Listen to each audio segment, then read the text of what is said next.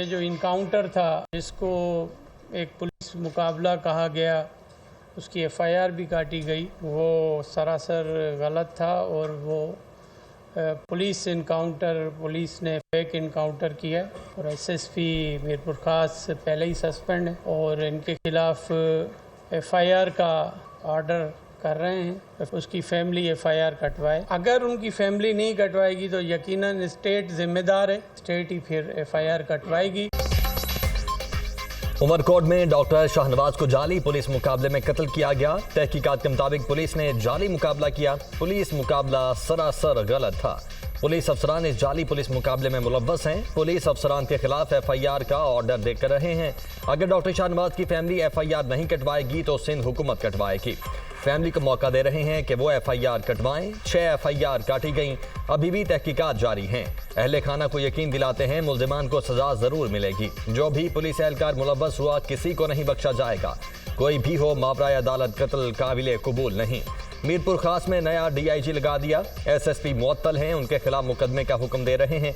Peoples party इंतहा पसंदी के सख्त खिलाफ है। वजीर दाखिला सिंध ज़िया लंजार और आईजी सिंध की न्यूज कॉन्फ्रेंस।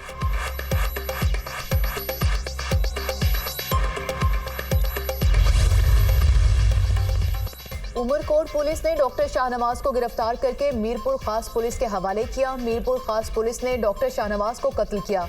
मुकाबले का नाम देने की कोशिश की। तहकीकाती रिपोर्ट में इंकशाफ। तहकीकाती रिपोर्ट डॉक्टर शाहनवाज के मावराए अदालत कत्ल से मुतालिक इस वाक़े ने सिंध पुलिस के इमेज को खराब किया। तहकीकाती कमेटी ने सिफारिश की कि डीआईजी मीरपुर खास, एसएसपी मीरपुर खास पर मुकदमा किया जाए। एसएसपी उमरकोट पर भी मुकदमा दर्ज किया जाए। वाक़े की मजीद इंक्वायरी सीटीडी से करवाई जाए। मुअत्तल डीआईजी मीरपुर खास जावेद जिस्कानी के खिलाफ कार्रवाई की जाए। मुअत्तल एसएसपी असद चौधरी, एसएसपी उमरकोट के खिलाफ कार्रवाई की सिफारिश।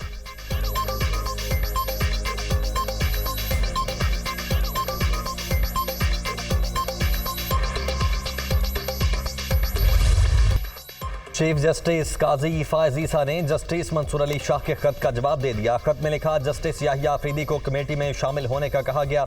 जस्टिस याहिया अफरीदी ने जजेस कमेटी में शामिल होने से माजरत की। जस्टिस याहिया अफरीदी की माजरत पर जस्टिस अमीनुद्दीन खान को कमेटी में शामिल किया गया। चीफ जस्टिस ने जस्टिस मुनीब अख्तर को कमेटी में शामिल न करने की 11 वजूहात बता दी। सीनियर जजेस से जस्टिस मुनीब अख्तर का रवैया इंतहाई सख्त था। कानून के तहत आप इस बात पर सवाल नहीं उठा सकते कि चीफ जस्टिस किस जज को कमेटी में शामिल करे। जस्टिस मुनीब अख्तर ने दरखास्त गुजारों के कानूनी हक के बरखिलाफ अर्जेंट आईनी मुकदमा सुनने से इनकार किया। मुकदमात के बोझ से लापरवाह होकर गर्मियों की पूरी तातीलात की। तातीलात पूरी होने के बाद कमेटी मीटिंग्स में शिरकत पर इसरार किया, जो अगले सीनियर जज जस्टिस याहिया पर उनका अदम एतमाद जाहिर करता है। सुप्रीम कोर्ट की रिवायत के बरअक्स अपने सीनियर जजेस का एहतराम ना किया। सीनियर जजेस को ऐसे 1100 मुकदमात की समाअत तक ही महदूद कर दिया। एडॉक जजेस को शरीयत एपिलेट बेंच के मुकदमात भी सुनने नहीं दिए।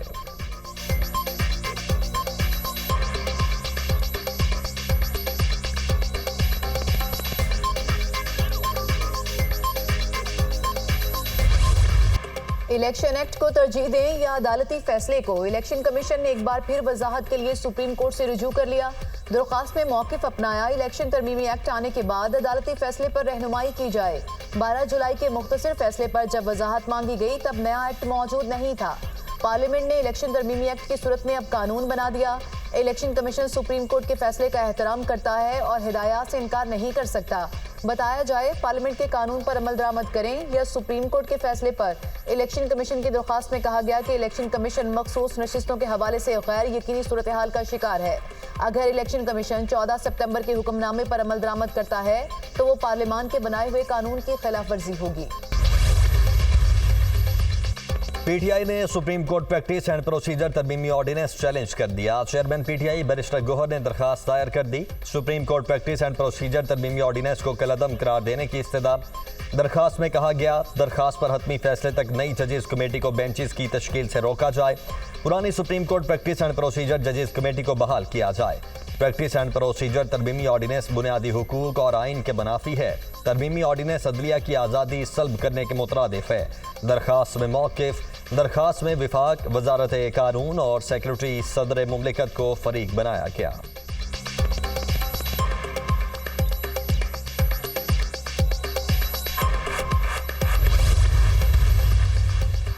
वज़ीर-ए-आज़म शहबाज शरीफ की न्यूयॉर्क में IMF के मैनेजिंग डायरेक्टर क्रिस्टालिना जॉर्जिएवा से मुलाकात। वज़ीर-ए-आज़म ने कर्जे की मंजूरी के लिए IMF के ताउन को सराहा। इदारा जाती इस्लाहात के निफाज और निजी शोबे की तरक्की को फ़रोग़ देने के लिए हुकूमत के अज़्म को उजागर किया। IMF की टेक्निकल मावनत और सलाहियत साजी के प्रोग्रामों की भी तारीफ की। दोनों रहनुमाओं ने मौशी इस्तेहकाम और तरक्की को फ़रोग़ देने के लिए हुकूमत और IMF के दरमियान ताउन को मजबूत बनाने पर इत्तफाक किया। वज़ीर-ए-आज़म शहबाज शरीफ से बिल गेट्स की मुलाकात। वज़ीर-ए-आज़म ने सीटल में गेट्स फाउंडेशन के दौरे की दावत पर शुक्रिया अदा किया। पोलियो खात्मे, माँ और बच्चे की सेहत के लिए गेट्स फाउंडेशन के ताउन को भी सराहा। वज़ीर-ए-आज़म ने पोलियो के मुकम्मल खात्मे को यकीनी बनाने के लिए पाकिस्तान के गैर मुतज़लज़ल अज़्म का इयादा किया। बिल गेट्स की पोलियो वैक्सीन प्रोग्राम में वज़ीर-ए-आज़म की ज़ाती निगरानी और सूबाई हुकूमतों के इक़दामात की तारीफ। वज़ीर-ए-आज़म से यूरोपीय कमीशन के सदर अर्सला वॉन की मुलाकात। दो तरफ़ा ताल्लुकात, इलाकाई और आलमी अमूर पर तबादला ख्याल।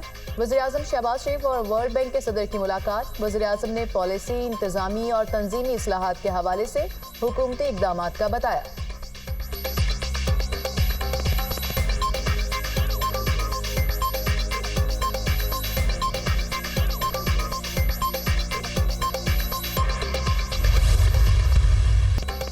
मुल्क की मईशत में बुनियादी इस्लाहात लाना होंगी, इसके अलावा कोई चारा नहीं। हुकूमत अब नॉन फाइलर की इस्तिलाह खत्म करने जा रही है। टैक्स न देने वालों पर ऐसी पाबंदियां लगाएंगे कि बहुत से काम नहीं कर सकेंगे। टैक्स नेट से बाहर मौजूद शोबों को दायरा कार में लाना होगा। 9% टैक्स टू GDP किसी भी मुल्क की मईशत को इस्तेहकाम नहीं दिला सकता। रिटेलर्स, होलसेलर्स, ज़राअत और प्रॉपर्टी के शोबों को टैक्स नेट में लाना होगा। तनख्वाहदार और मैन्युफैक्चरिंग तबके पर जो इजाफी बोझ डाला गया था उसे कम किया जाएगा। विफाकी वज़ीर ख़ज़ाना मोहम्मद औरंगज़ेब गैर मुल्की खबरसां इदारे को इंटरव्यू। कहा, अमरीका की मदद और चीन का ताउन IMF प्रोग्राम की मंजूरी की वजह बना।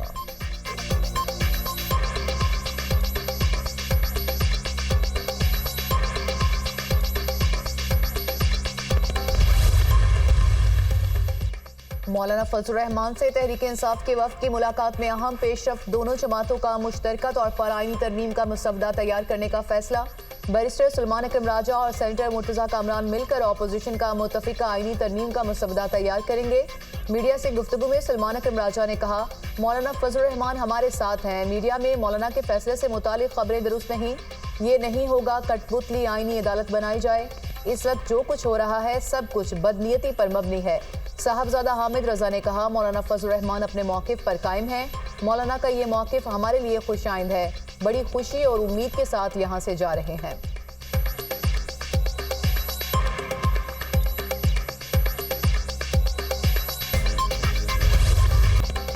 आईनी तरमीम का मकसद आईनी अदालत का क़याम था। आईनी अदालतें पूरी दुनिया में मौजूद हैं। बदकिस्मती से पाकिस्तान में इस अहम मामले पर भी सियासत की गई। एक वक्त था जब पाकिस्तान के डिफ़ॉल्ट की बातें हो रही थी। आज शरह सूद में कमी होने से मुआशी इशारे बेहतर हो रहे हैं।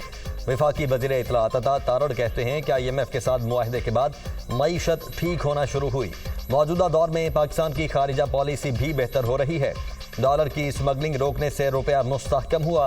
महंगाई का सिंगल डिजिट पर आना खुशाइंद है। ब्लूमबर्ग ने पाकिस्तानी मईशत में बेहतरी की तारीफ की।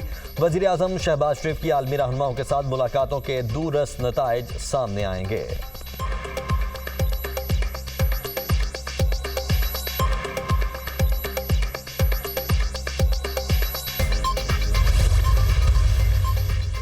चार घंटे खड़े रहे। बानी PTI से मुलाकात की इजाजत नहीं दी गई। 1.5 माह हो गया, मुलाकात नहीं करने दी जा रही।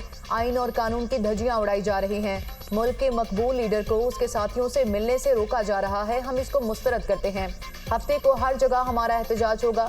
जुमे को सुप्रीम कोर्ट के सामने वकला एहतजाज करेंगे। अपोजिशन लीडर कौमी असम्बली उमर अयूब की सेनेटर शिबली फराज और दीगर के हमरा मीडिया से गुफ्तगू।